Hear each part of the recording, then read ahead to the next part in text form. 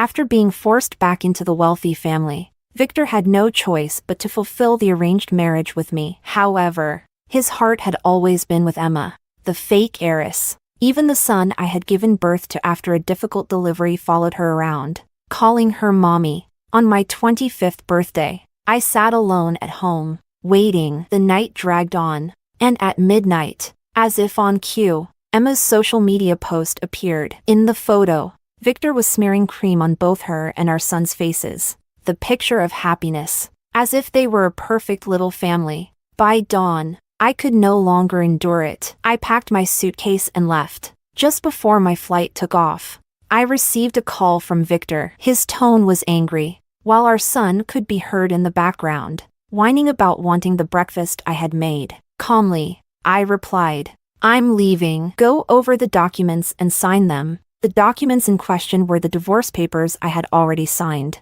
I thought to myself, they would both be much happier without me. Chapter 1. On my 25th birthday, I got up as usual to make breakfast. As I sent Victor and our son Lucas off, I hesitated for a long time before finally speaking up. "Today is my birthday. Can you and Lucas come home early?" I knew full well that today was also the birthday of his first love, Emma. Asking Victor to choose between us was akin to humiliating myself, but I couldn't help it. When the doctor issued the critical condition notice, my grandmother, frail and worn, wiped away my tears and softly whispered, "Don't cry, my dear. I promised I'd stay until your birthday. Grandma won't leave before then." I hurried over to the car window before they drove off. Standing just outside, I begged in a hoarse voice, "Just come back for dinner. That's all I'm asking." All I got in return were their identical cold, indifferent faces. The next moment, the car sped away,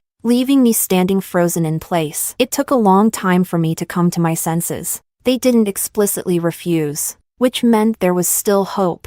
That afternoon, I went to the supermarket and bought all of Victor and Lucas's favorite foods. Afterward, I went to the hospital to pick up my grandmother. By the time the food was laid out on the table, the sky had already darkened. My grandmother carefully took out the gift she had bought for Lucas from her bag, a limited edition toy race car. "Lucas should be here soon," she said, her eyes fixed on the door, eagerly waiting. I tried to persuade her to eat, but she stubbornly refused. "Birthdays are meant to be spent together as a family. We can't start without them." From 7 p.m. to 10 p.m., the food had gone cold, and still, there was no sign of either father or son. I dialed Victor's number again. After countless rejections, the call was finally answered. The first thing that hit me was the sound of laughter and joy on the other end. "Do you need something?" Victor's voice was laced with impatience. I forced a bitter smile. "Grandma's here. Please come home and spend my birthday with me,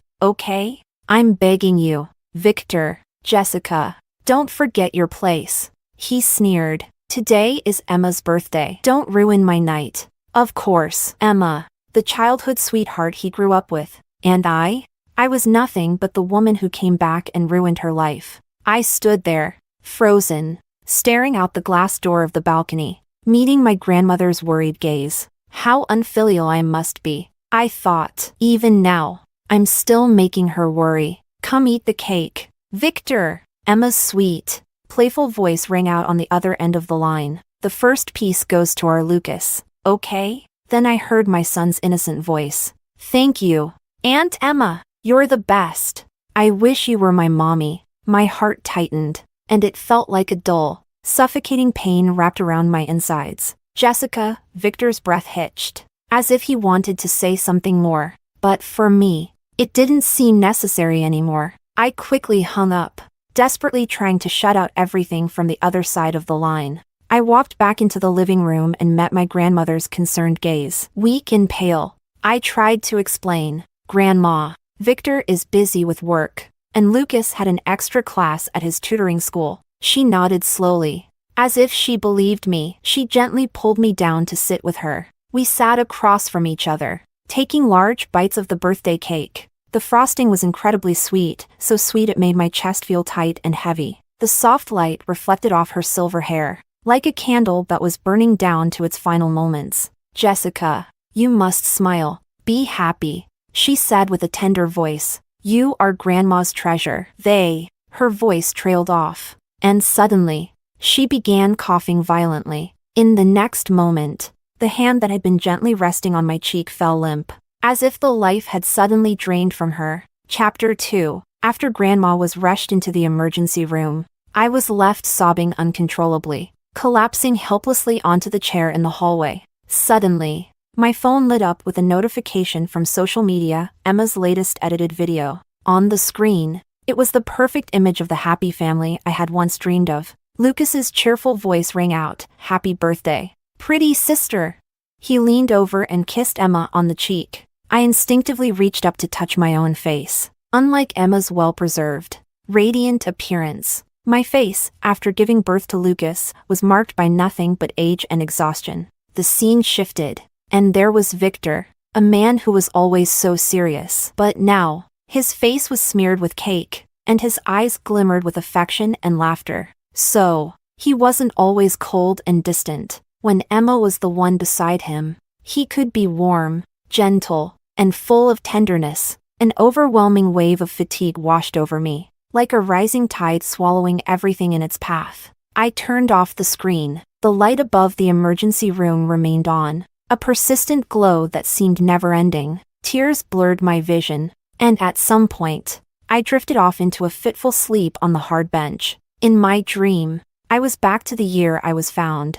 At 17, I was wearing shoes with holes in them, trying desperately to hide my worn-out pride and dignity. 17-year-old Victor stood at the top of the stairs in a gray turtleneck sweater, looking like a prince. He looked at me in surprise, asked if I was cold, and led me into the living room. I followed behind him, my heart pounding like fireworks exploding in my chest. But then, Emma appeared, sobbing, and knelt before me. "Jessica, I'll give everything back to you," she cried. From that moment on, the only thing in Victor's eyes when he looked at me was disdain. "Ma'am, we did everything we could. I'm so sorry. You can go in and say your goodbyes now." The nurse's voice pulled me out of the dream. Chapter 3. From leaving the hospital to arriving at the crematorium, everything felt unreal, like I was watching it all happen to someone else. It wasn't until they started pushing Grandma towards the cremation furnace that reality struck. The white cloth was lifted, and the flickering flames illuminated her pale face. It finally hit me, my only family, the one person who truly loved me, was gone from this world. Someone who had been so present in my life now reduced to a small box of ashes. I walked out, numb, clutching the box to my chest. When I got home, the housekeeper looked at me, startled for a moment. "Ma'am, why are you back? Didn't Mr. Victor say he was taking the young master on a trip?" I understood immediately. They had taken Emma with them on their little vacation. In the past, I would have lost control, screaming and calling to demand answers. But now, I'm exhausted. I swiftly packed my things. Standing at the entrance of the villa, I turned back for one last look at the place I had called home for the past 6 years. Memories of my first night here with Victor came flooding back. It was our wedding night, but everything was ruined because of a phone call from Emma. Victor had been so anxious that he kicked me out of the car. On the phone, she had been crying, saying she'd been kidnapped. "Victor, I've already given you up to her. Why does my sister still do this to me?" I walked for hours in my high heels, alone, through desolate roads. By the time I reached home, my heels were bleeding profusely. After finally taking a shower and readying myself for bed, Victor barged into the room, furious. It was the first time I had seen him so out of control, as if he was on the verge of losing something precious. His eyes were red, and he demanded answers. "Jessica, I told you that little Emma is my bottom line. How dare you hurt her?" He said Emma's hand was ruined and that she would never be able to paint again. That was the first time I saw him cry. And that night, he forced me under him, moving over me like a machine, devoid of any affection. We were doing something intimate, yet my heart was torn apart, leaving nothing but pain. He refused to kiss me, avoided my face and lips, sinking his teeth into my collarbone as if he wanted to devour me. "Isn't this what you wanted? To be my wife? Is this enough?" His dark eyes, so close, were filled only with disgust and clarity. The way he looked at me then was exactly how he looked at me the year I was brought back into the family, a look that made me feel utterly exposed and humiliated. The sound of a car horn snapped me out of my thoughts. The rideshare driver was waiting. Chapter 4. The train sped forward, and the scenery outside the window rushed past in a blur. After eating a few cups of instant noodles and sleeping for 2 nights, the train entered the western region. Vast green fields stretched out, with herds of cattle and sheep occasionally running by. When I was little, Grandma used to lull us to sleep with stories of her youth in the Northwest. Now, I was finally bringing her back home, where she could rest in peace. As I was pushed along by the crowd while disembarking from the train, my phone rang. It was Victor. I figured he must have finally returned from his vacation and remembered me. His voice was calm on the other end. "Where are you? We should get a divorce." I didn't answer his question. I only made my request. "What are you talking about?" His voice wavered for a moment. Surprised. He probably thought I was joking. After all, in the past, whenever he mentioned divorce, I was the one who would break down in tears, begging him to stay. But back then, I was only holding on for Grandma's sake. Grandma is gone, and none of this matters anymore. "Jessica, haven't you had enough? Lucas's stomach hurts, and he's asking for the porridge you made." He changed the subject, his voice full of impatience. I could almost picture him on the other end, frowning with a stern expression. I said, "Let's get a divorce. Jessica, do you really think this will get attention? It's just a birthday, isn't it? I'll make it up to you, all right?"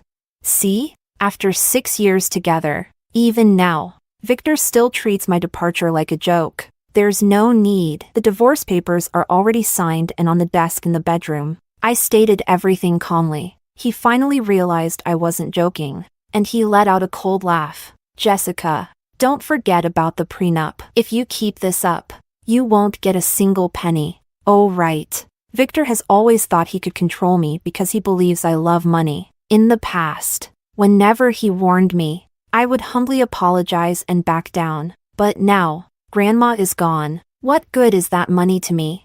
In the past, I naively believed I could move him. I exhausted all my energy trying to warm his heart. I tolerated his excessive behavior for the sake of our child, making excuses for him over and over again, suppressing the bitterness in my heart. But not anymore. Neither of them, father and son, are worth my compromise. I couldn't be bothered to argue with him further and hung up the phone. The world was finally quiet, with only the occasional voice messages from my son. His tone went from commanding at first, to softening, and eventually, to a teary voice. "Mom, what are you doing? Dad is already working so hard. Mom, when are you coming back?" I glanced at the messages and deleted them all. As for Victor, I knew he was waiting for me to regret and beg him to take me back. But why would I regret it? After leaving them, I felt like I had been pulled out of stagnant water, full of life again. In the following months, I taught children to read in a small village school. Before I knew it, it was New Year's. The village chief invited me to his home to make dumplings with the children. Despite the scarcity of resources, they slaughtered a pig and brought out their most precious things to treat me. Amid the children's laughter, the phone rang, vibrating in my pocket. It was Victor. Chapter 5. I answered, and there was silence on the other end for a long time. A dry, hoarse voice finally came through the phone. "Happy New Year." The sound of fireworks drowned out his voice. Just when I thought the call had been disconnected, the man spoke again. He cleared his throat, sounding somewhat uncomfortable. "Grandfather wants to see you. Didn't you tell Grandpa about our divorce?" I asked in return. "Jessica, the company is about to go public. Can't you think about the bigger picture?" "So that's how it is." "No, I can't. You were the one who said from the start that this marriage was a mistake. Now I don't love you anymore, and I don't want to continue." I spoke decisively. 6 years ago, a marriage contract bound Victor and me together. I should have realized from the start our marriage wasn't because he loved me. It was for the sake of family cooperation. And no matter how much favor Emma had, in Grandpa's eyes, she was still just an intruder. When the family needed me again, they came looking for me. I never wanted to get involved in anyone else's relationship. and I wanted to leave it all behind. But Grandma got sick and needed money, and my so-called biological father threatened and coerced me. The night before I left with Grandma, they drugged the milk I drank before bed. That was the night Victor and I ended up in bed together. In a haze of confusion, perhaps the memory stirred something in Victor, and his voice grew angry. Jessica, there was no need to continue this conversation any further. I was about to hang up when I heard Lucas's voice, nasally and urgent, calling, "Mom." His tone was rushed, filled with anxiety. Seeing that I didn't respond, he awkwardly added, "I'm sick." In the past, whenever he got sick, I would be frantic, staying up all night to care for him. But now, I only responded with a flat "Oh, Mom, when are you coming back?" Children can't hide their emotions well, and Lucas's voice began to quiver with tears. "Mom, why aren't you answering my messages? It's so cold out here." "Lucas, come inside," came Emma's concerned voice. So the divorce wasn't even finalized yet, and Emma was already spending New Year's at their house. The cold winter wind stung my face, making me want to go inside. "I won't bother you anymore." "Wait," Victor hurriedly explained. "She came on her own, so he's capable of giving explanations now." "Huh?"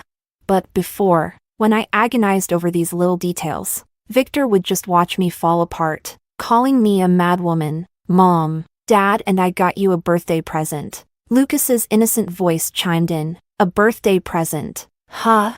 That was half a year ago. I found it while sorting through clothes, tucked inside Victor's suit jacket pocket. It was a necklace, encrusted with gemstones. I thought it was a surprise for me, so I pretended not to know. But I waited and waited. In the end, I only saw it worn around Emma's neck. Back then, perhaps I was heartbroken, wronged, and deeply saddened. But now, when I think back, it feels as if I'm just a bystander, completely at ease. As Lucas cried and complained, all I felt was irritation. First of all, I'm not your mom anymore. And secondly, if you're sick, there are doctors. Coming to me won't help. Chapter 6. Time flew by, and after the spring festival, the children returned to school as usual. During the lunch break, I patiently braided the hair of each little girl, holding their hands and organizing them to go downstairs for lunch. "Teacher, what are we eating today?"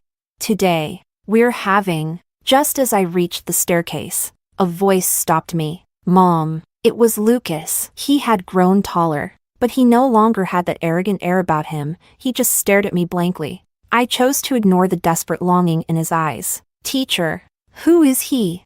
"Don't be silly. She's our teacher, not your mom." A mischievous boy spread his arms wide, blocking Lucas from approaching. Perhaps Lucas had never been treated like this before. His eyes reddened as he looked at me, like a frightened little rabbit. I turned away and led the children downstairs. "Is everyone hungry? Let's go eat first." "Yes." After serving food to the last child, I felt a small hand tugging at the corner of my shirt. Lucas rubbed his grumbling stomach and spoke in a pitiful voice. "Mom, I'm hungry. If you're hungry, go eat something." For a child to come all this way on his own, Victor had to know. So, I continued singing nursery rhymes with the children and soothing them to sleep. During this time, Lucas stubbornly stood by the door. It wasn't until one of the children had a nightmare and woke up crying that I hurried to hold and comfort him. "Don't be afraid. It's just a bad dream." But Lucas rushed over and pushed the child out of my arms. It was the first time I had seen him behave so poorly and emotionally. He had always been strictly taught, mature, and smart, knowing how to please others in every way, behaving like a little adult, but he had always been cold and distant toward me. His mother. "I'm so hungry. Mom." He raised his voice and repeated himself, afraid he would wake the sleeping children. I walked over and handed him a bowl of porridge. Lucas's eyes immediately lit up. He took it and started eating quickly with big spoonfuls. But in the past, no matter how much love and care I gave him, it was all ignored. Lucas was born premature. The night I had a difficult labor with him, Victor was abroad, attending an art exhibit with his first love. Having almost lost him, I held my frail baby in my arms and swore to give him the best of everything. I learned all kinds of recipes, just to make sure he had the right nutrition during his growth. No matter what I did, he would only eat a little. His face remained expressionless, neither liking or disliking it. Once he finished eating, I pulled him aside. "Why are you here? Does your family know?" He raised his eyes, nervously playing with his fingers, finally mumbling in a low voice, "The school is having a parent-teacher meeting, and a parent needs to attend. You should talk to your dad about that. I'm not your mom anymore, and I'm not obligated to attend." I squatted down to meet his gaze, and I could see the tears welling up in his eyes. After all, he was still a child, and he finally broke down crying. "Dad says he's busy, and am I not busy too? I gave up my entire career for this family. When Lucas first started elementary school, I went to attend a parent-teacher meeting. The moment he saw my unadorned face, his expression immediately darkened. At the end of the day, he endured the mocking gazes of other kids as he pulled me toward the door, frowning, with those eyebrows that were strikingly similar to Victor's. He showed the same disgust. "All the other moms are so beautiful. What else can you do besides cooking at home? You really embarrass me." That look, it was identical to how my biological parents sized me up when I first returned home, wearing rough, cheap clothes. It was exactly like that time I first went to a Western restaurant with Emma. She acted spoiled, and Victor naturally cut the steak for her, handing it over with a loving smile. Two worlds separated by one table, awkward and clumsy. I tried to copy him, using the knife and fork with all my might to cut the steak, but with the wrong posture and too much force. There was stubbornness in my heart. He wiped the corner of Emma's mouth, then happened to look up. Just that one glance, it was like a balloon being pricked, and all my forced strength deflated into embarrassment. The plate overturned, sauce dripping everywhere, a complete mess. Victor handed me a napkin. I made an excuse to go to the restroom. Just a few steps away, I heard Emma's tearful voice, like an anxious little rabbit. "Victor, are you going to be taken away by her too?" I instinctively froze in place. Victor's playful tone disappeared, and he made a serious promise. "Little Emma, I only love you." As for her, if it weren't for Grandpa's instructions, I nearly ran away in panic, because only by doing so, by not hearing those piercing words, could I pretend not to know. At 18, I was proud yet insecure, eager to please everyone, just hoping for a little love. At 25, when new life was born, my world began to revolve around Lucas. Now, I live for myself. Chapter 7. Seeing that I didn't respond, Lucas went from crying loudly to silently shedding tears. When the lunch break ended, I continued teaching as usual. Lucas sat quietly in the last row, listening attentively. It's almost laughable. There was a time when I would tutor him. Back then, he would only coldly push me away. Dad said he'll hire a top school tutor for me. After the lesson, it was time for exercises. The children occasionally raised their hands to ask about their opinion homework. Lucas raised his hand too, looking at me eagerly. I deliberately ignored him. He borrowed a notebook from someone else, holding his pencil tightly as he approached me. "Mom, I don't know how to do this." His poor acting was so obvious. It could be seen through at a glance. I didn't say anything and took the pencil, showing him how to do it on the paper. "Thank you, Mom." He smiled sweetly. When I looked up, I saw Victor. I didn't know how long he had been standing by the window. When he saw me, his lips parted slightly. I ignored him, pulled the curtains, and continued helping the children with their homework. By the time class was over in the evening, it had started to drizzle. After sending each child home, the sky had already darkened. When I returned to the school, my colleague Luis handed me an umbrella with a smile. He and I were the only two teachers at this school. This was his 5th year here. "Let's walk together," I invited. "Jessica, you've worked hard. We were worried at first that you wouldn't adapt to this place." "Of course not. As your senior, I can't afford to fall behind you." When I first found out that Luis was my junior at university, I thought it was a funny coincidence. We joked and chatted along the way, and soon we arrived at the teacher's dormitory. Suddenly, Lucas ran under my umbrella. "Mom, you're back." Rain had soaked the hair on his forehead. After a full day of being bothered by him, I was tired. I didn't respond and turned my head inside. Jessica, are you refusing to come back because of this pretty boy? I turned around. Victor had just gotten out of the driver's seat and was standing in the rain. Luis looked uncomfortable because of Victor's words. I responded with a cold smile. Do you think everyone's like you, sneaking around with other women during their marriage? Victor froze at my words. Stunned, his emotions began to escalate. You're really going to stay in this dump and abandon me and our son? Jessica, you have to explain yourself to me today. All right. Some things indeed needed to be cleared up.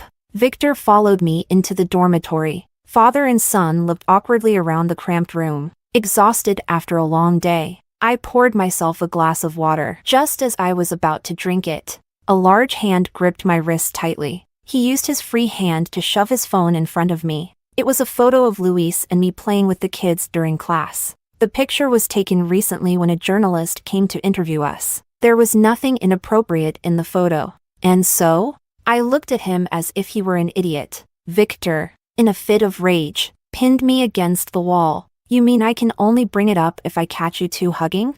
How fragile and suspicious he is. Oh, so when it happens to him, it actually bothers him? But when he and Emma were caught in close photos together, traveling intimately, whenever I showed any discomfort, he would accuse me of overreacting and being dramatic. Victor, after the divorce, we'll live our own lives. You won't meddle in mine, and I won't interfere in yours. Isn't this the freedom you wanted? He glared at me, his eyes bloodshot. In the next moment, he flipped me onto the bed, pinning me down. My ankle was touched. He pulled a band-aid from his pocket and carefully applied it to the back of my heel. His movements were quick and precise, so much so that it left me momentarily dazed. You were hurt. At this distance, I could smell the scent of his clothes. The pine-scented cologne tickled my nose, making me sneeze. Are you sick? He asked, genuinely concerned, but it was like talking to a wall. We were together for 6 years, and every time I asked him to change his cologne due to my allergies, he ignored me, because Emma liked it. Victor never changed it. So now, I didn't need this superficial concern either. Get out. After kicking them out, I finally got a good night's sleep. Chapter 8. For the next 2 weeks, Victor didn't leave. Sometimes he would sit in front of his laptop, working. One night, I heard a knock on my door again. Mom, I'm scared of the thunder. It was Lucas. In the past, whenever it rained, I would hold him and soothe him to sleep. But this time, I ignored him. With Victor around, he would naturally take care of the child. But the next morning, when I opened the door, I found Lucas still standing there, holding his small pillow. When he saw me, he sniffled. After a few days here, Lucas was no longer the clean and tidy boy he used to be. His clothes were wrinkled, and there was dust on them. He looked utterly pitiful. I knelt down and told him, Victor taught you this, didn't he? Playing the sympathy card won't work. Crying and whining won't get you anywhere. What would a child know? If it wasn't for the adults suggesting it, how would he even think of doing this?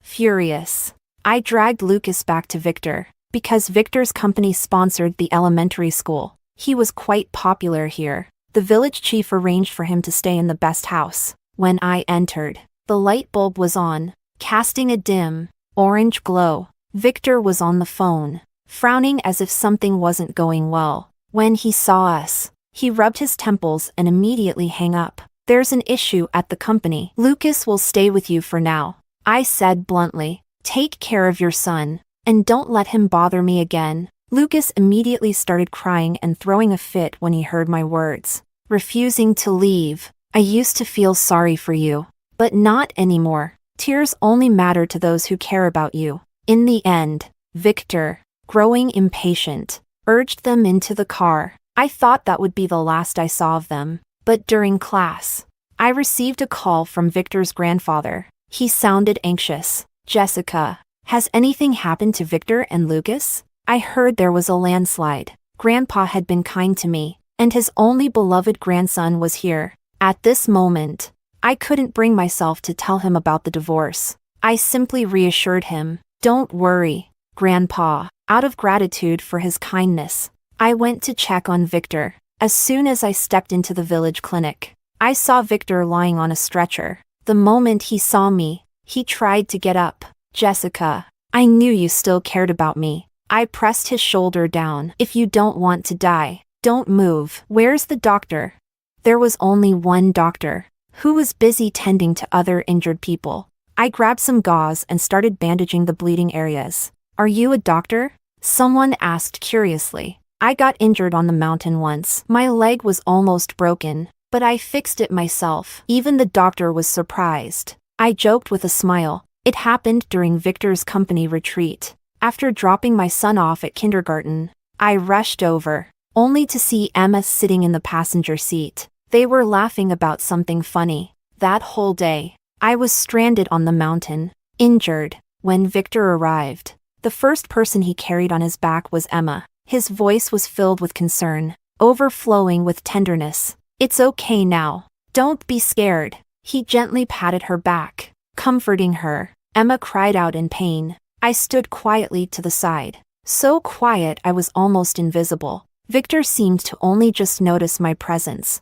For a moment, he looked conflicted, but when he heard Emma's muffled groan, he quickly made a decision. I'll carry her down first. Jessica, hang in there. He hurried down the mountain, never once looking back at me or noticing how pale I was from blood loss. Hang in there. In his eyes, I was always the one to be abandoned. I didn't feel the same sense of hurt and grievance as before. Now, the nurses around me were amused. I've never seen a patient so good at healing themselves. You might just take my job, one joked. I casually responded to the doctor, remaining calm. Only Victor's face grew darker and darker. Finally, with a hoarse voice, he spoke. You were hurt back then? I didn't know. I thought you weren't seriously injured. I cut him off. It's all in the past. You asked me why I can't forgive you. I'll tell you now, every time you chose to abandon me. As I spoke, Victor's face turned whiter and whiter. Chapter 9. The family soon sent someone to pick up Victor. Lucas cried out, Mom, come home with us. Of course, I had to go back to finalize the divorce. Since I couldn't communicate with Victor, I would speak with Grandpa instead. Grandpa, it's time for this marriage between Victor and me to end. You know, a forced marriage will never be sweet. Hearing my words, Grandpa began coughing violently. Jessica, did that boy do something wrong to you? Grandpa immediately grabbed his cane, ready to strike him. You little brat, did you wrong her?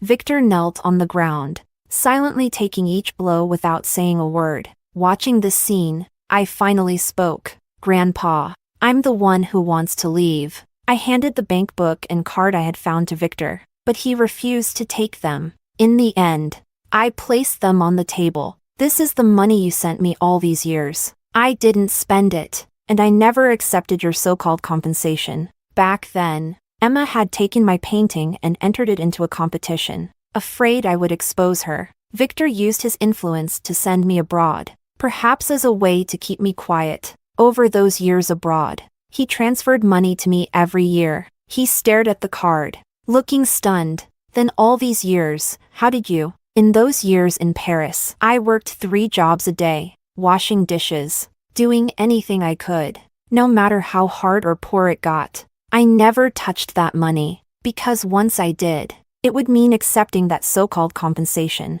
I wasn't wrong, and you know the truth better than anyone, don't you? You ruined me so terribly. What makes you think I would ever forgive you? I hadn't intended to cry, but the surge of emotions made tears fall uncontrollably. Grandpa, just learning the truth, clutched his chest in distress. You ungrateful brat. How could you destroy Jessica like this? I'm sorry. I'll repay everything I owe you. Victor's voice choked with sobs, and he looked utterly pained. A few days later, I understood what he meant by repayment. Victor publicly exposed Emma's plagiarism to the media. With the evidence complete, she fell from a renowned artist in the industry to a notorious plagiarist overnight. Chapter 10. On the day I left the city, Emma found me, in the bright, spacious cafe. She had lost her usual radiance.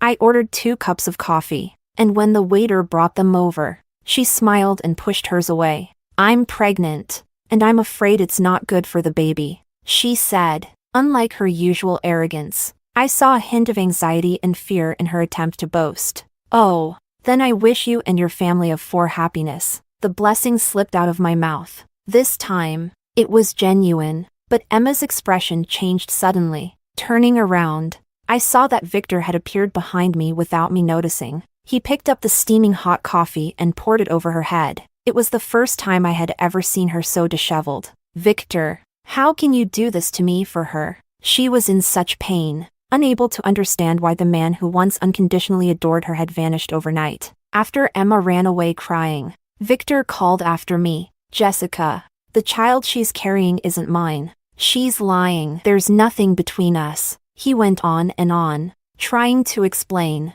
I glanced at my watch. "I have a flight to catch. I'm leaving." "You hate me so much that you have to leave?" In that moment, his posture collapsed, like the life had been drained out of him. "You're overthinking it. I don't love you, but I don't hate you either."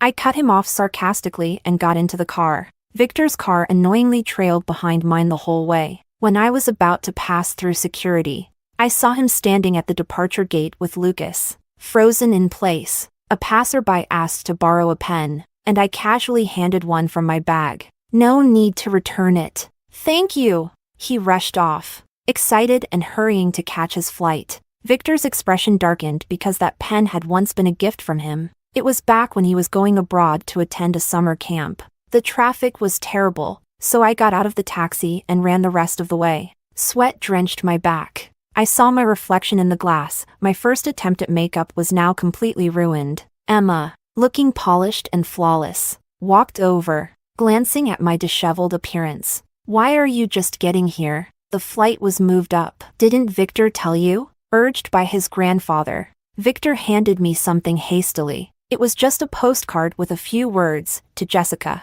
Victor's expression was awkward, and I knew he hadn't prepared anything for me. I smiled and said, "Thank you, I like it." A flicker of complex emotion crossed his eyes, but I didn't pay attention. What was he upset about? Why does it matter if I give away the pen he casually gave me? As the plane took off and passed through the clouds, everything on the ground became small, just like the past. Now left completely behind. Epilogue. After Jessica left, Victor found her journal in the trash. He realized how she had lived in France all those years. Over time, she had gone from a budding artist to making a name for herself in the art world. Strangely enough, even though Victor had plenty of money and time, he no longer dared to seek her out. Because she had once said, "Can you please stop bothering me?" The most out of control he ever felt was when he rushed to the mountains overnight. But he lingered at the door, watching as she laughed and smiled at someone else in a way she had never smiled with him, a happiness she had never had around him. She had painted her experiences there and sold the paintings, donating the proceeds to the children in the mountains. He was the buyer behind the scenes. The village chief had once invited him, saying they wanted to thank him. That day, Victor nervously waited, but when he saw her walking out alongside Luis, he cowardly ducked back into the car. "Where's the buyer?" he heard her ask. "He just left," the village chief explained. Outside, the wind and rain were heavy, the air misty. As Lucas grew older, he continued to write letters to her relentlessly. The mountain roads were long, and it took a month for them to be delivered. He would share his life with her. "Mom, I'm doing my homework well. Mom, I started learning piano today." His handwriting evolved from clumsy and crooked to neat and tidy, but not once did he receive a response. The night before Jessica's art exhibition in France, Victor canceled all his meetings. It was an important negotiation, and even his friends called him crazy. He simply asked his secretary to book 2 plane tickets. He and Lucas flew to Paris overnight. It was a snowy day. The street lights flickered on. The man stood silently in the snow,